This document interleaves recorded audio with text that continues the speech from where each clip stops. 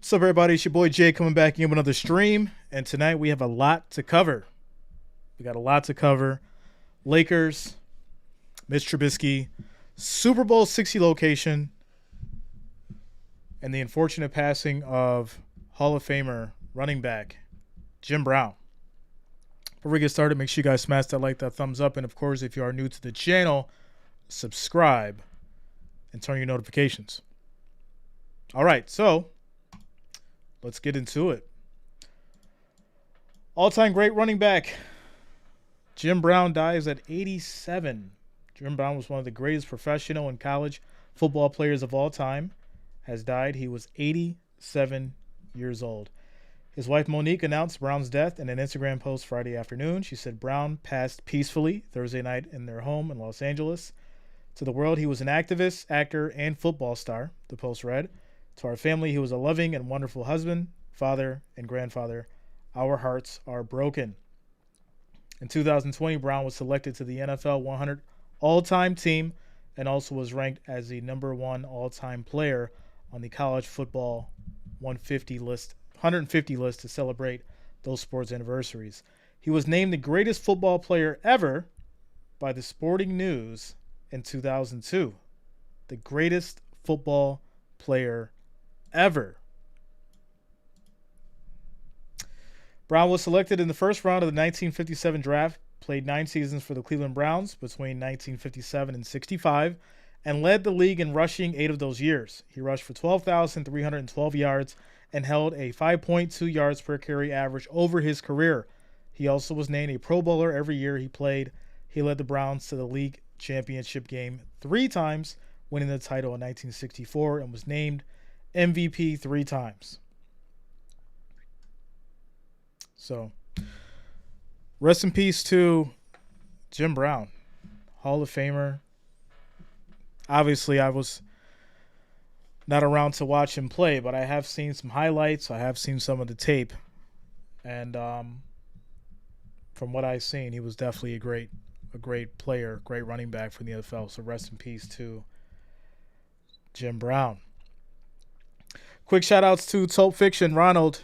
What's going on, Ronald? Shout out to Tom. What's going on with you, man? Shout out to all you guys. As we continue with the story, Cleveland Browns dropped a tweet saying Jim Brown forever. Legend, leader, activist, visionary. It's impossible to describe the profound love and gratitude we feel for having the opportunity to be a small piece of Jim's incredible life and legacy. We mourn his passing, but celebrate the indelible light he brought to the world.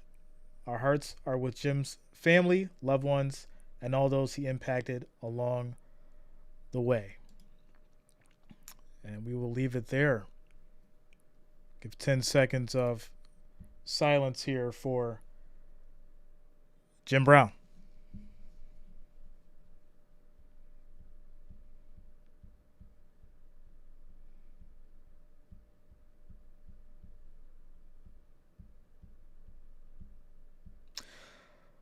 All right, so next up on our new NFL news today, Levi Stadium. Levi Stadium is set to host Super Bowl 60. Let me bring this in here for you guys. There we go. NFL owner set to 49ers Levi Stadium as host of Super Bowl 60. At the NFL League meetings in March, the San Francisco 49ers were confident they'd be bringing the Super Bowl back to Levi Stadium. Barring a sudden change of direction, that confidence will be rewarded at the spring owners meeting in Minneapolis next week.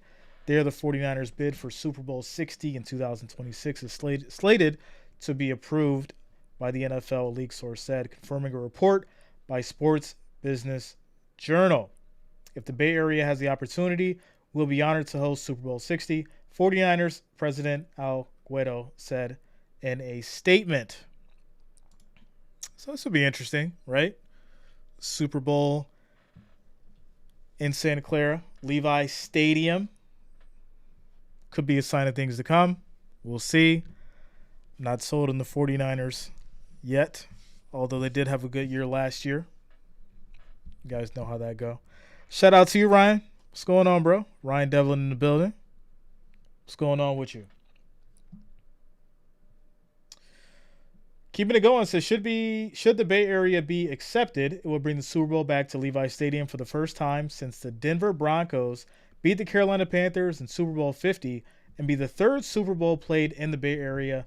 The Niners beat the Miami Dolphins, a game that was played at Sanford Stadium in 1985. Niners executives have been confident about bringing the Super Bowl back to Levi's for the past months. At the March League meetings in Phoenix, the Niners sought a $120 million loan from the NFL Stadium found to make improvements to Levi's Stadium. So there you go. Super Bowl 60 could be in Santa Clara, Levi Stadium. Next up, we have Mr. Trubisky. Mr. Trubisky. Re-signing with the Steelers. And their second move to secure quarterback depth this week, the Pittsburgh Steelers officially announced a new 3-year contract for Mitch Trubisky. Are they not really sold on Kenny? Is that what it is? Right? Is Kenny Pickett not the... Is he not the next up for the Steelers? Is he not the face of the franchise? Trubisky, the 2017 second overall pick, is under contract through the 25 season. Previously, Trubisky's contract ran through the end of the 23 season and carried a $10.6 million cap hit this season. Trubisky will make $8 million guaranteed in the first year of the deal, a source told ESPN's Jeremy Fowler. With the deal, the Steelers have both 2022 first-round pick Kenny Pickett and Trubisky under contract through 25, though the Steelers also have a fifth-year option on Pickett. Earlier this week, the Steelers re-signed 2018 third-round pick Mason Rudolph to a one-year deal, keeping their quarterback room from 2022 intact. All right. Obviously, there's tons of hype around Mr. Kenny Pickett. They're bringing back Mason Rudolph. We'll see. We'll see. Trubisky is obviously a veteran who can help out, I guess. We shall see. Shout out to Jacob Frederick and your Steelers, bro. he said, why did we re-sign Mitch? OMG. Yeah. It's, I don't know.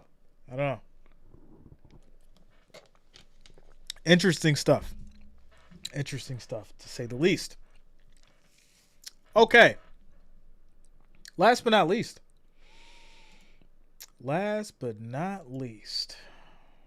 My goodness. What can I say about these Lakers? What's up, Michelle?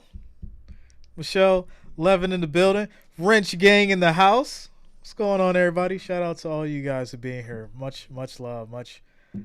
Much appreciated to see you all. All right. Mr. LeBron James, Los Angeles Lakers. And I'll tell you this. I'm not a Lakers fan, but I have been rooting for these Lakers because I felt like they were going to go ahead and do something, right? I'm sure I'm not the only one that felt that way. Looking at a couple of people that were leaving some interesting comments on my last post saying Lakers going all the way. Well, guess what? It's not looking like it. But with that said, the Nuggets are doing their thing. Murray, Gordon, Jokic. And you could really make the claim, even though Embiid won MVP, it's really looking like it should have went to Jokic. And I hate saying that because Embiid was doing great. But when you look at it overall, just saying. Let's go ahead and get into this real quick. Jamal Murray had a remarkable performance, particularly in the fourth quarter. Just what did you see out of him, and what type of rhythm was he able to find against your guys' defense? I mean, he made shots. He made shots at the end of the clock when we guarded for 24 seconds. He made two big time shots, one over AD, one over myself. Had some mid-range game going, but he had his three-point shot going in the fourth. It's no surprise to anybody who's done it before. Hate to be on the other side of it, but like I said, I don't feel like we had many breakdowns when he was doing what he was doing. He made shots, and sometimes it's just a make or miss league. I feel like defensively we were really good. They shot 43% for the number one offense in the league. So it just sucks that them 5 threes in the fourth definitely killed us. Oh, not the terrible defense. The 5 threes. Or the 4 threes that happened in the fourth quarter. Not the terrible defense. It was about the shooting. That's why they lost. Let's push off accountability. And let's just say they were shooting really good. Not we were playing terrible defense. This is the issue with the NBA right now. This is the big issue with the NBA right now. The lack of defense. That's why you're seeing games where the over is 250 points. Are you kidding me? What are they doing? LeBron James missed all 6 of his 3-pointers, including a 0-for-3 mark in the fourth quarter to extend his streak of 19 straight threes he has failed to convert in the fourth. Well, let me reel this in for you guys so you can see this.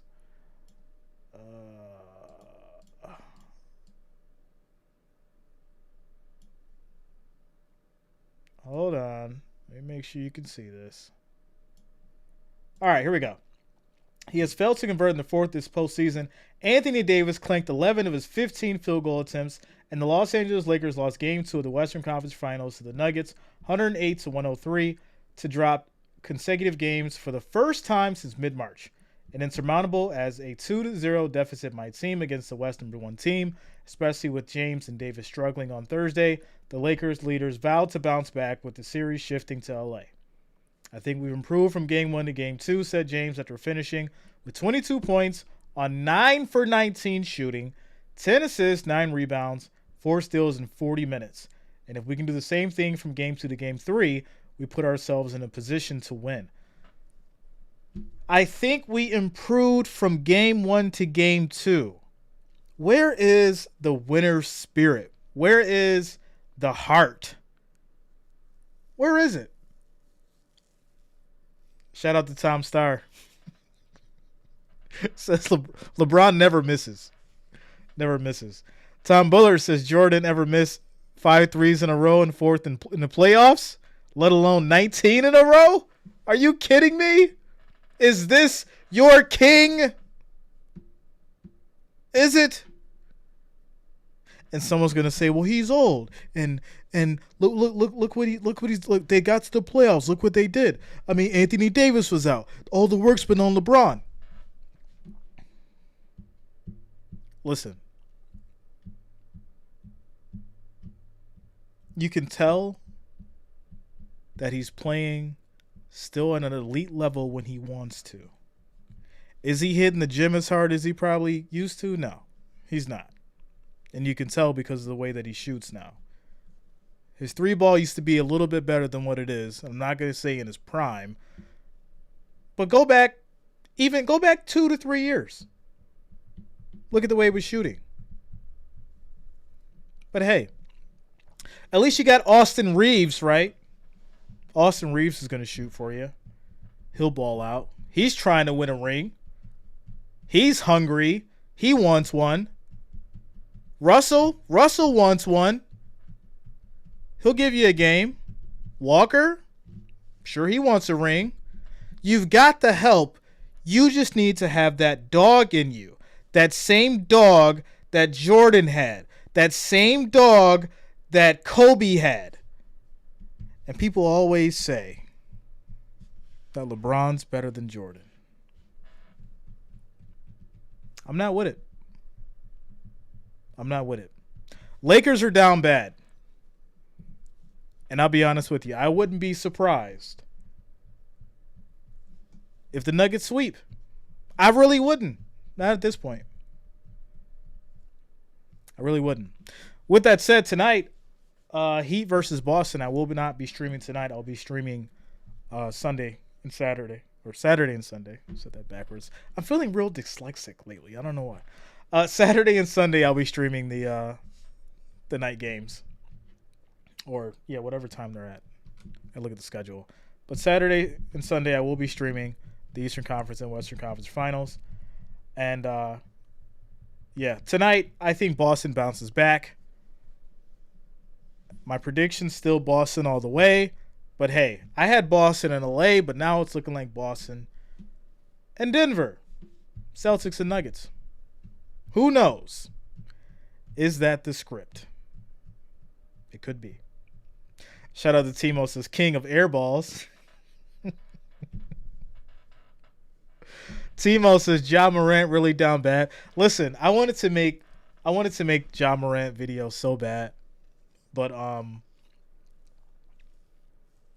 I chose not to. I chose not to because I already made a video on it. And I don't like going in like circles, right? I don't like beating people up. Obviously, there's a time when, someone has to understand they're getting paid $230 million to run up and down a court, that they're very privileged, and to put themselves in a situation to lose that kind of privilege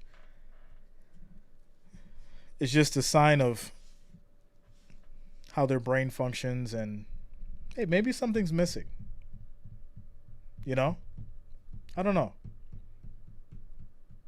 It's really funny because when you look at the amount of people who wish that they were in that situation, or wish they had that lifestyle, and how they wouldn't squander it, and you have someone who's there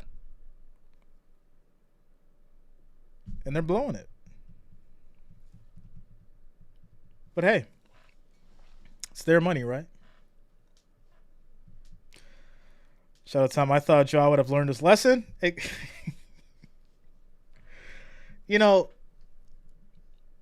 I think there's a time where people try to blame certain things on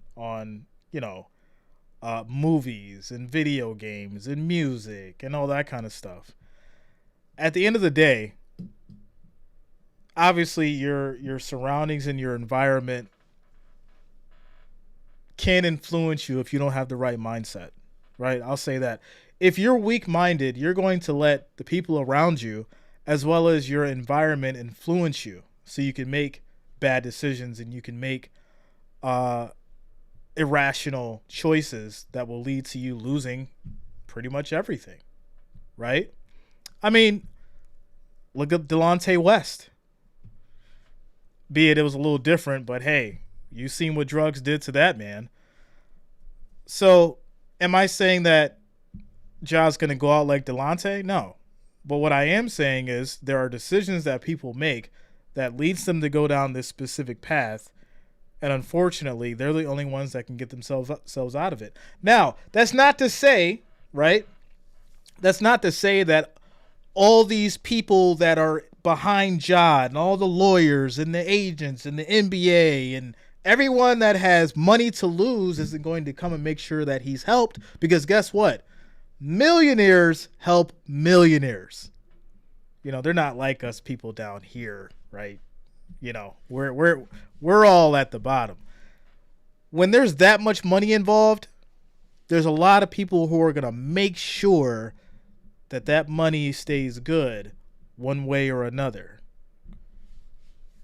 But at the end of the day, it does really all depend on how this individual is going to act. So keep that in mind, people. So, with that said, guys, it was great being here. Great seeing all the familiar faces. Marky Mark says, nah, series hasn't started yet, so to speak. 0-2? The series has started, my friend. The series is halfway over if the Nuggets can keep up this energy. We'll see if they can do it in Los Angeles. But tonight, we'll have to find out what Boston has in store for the Heat and Mr. Jimmy Butler. Shout out to you guys. Make sure you smash that like, that thumbs up. And I'll see you tomorrow. Peace out.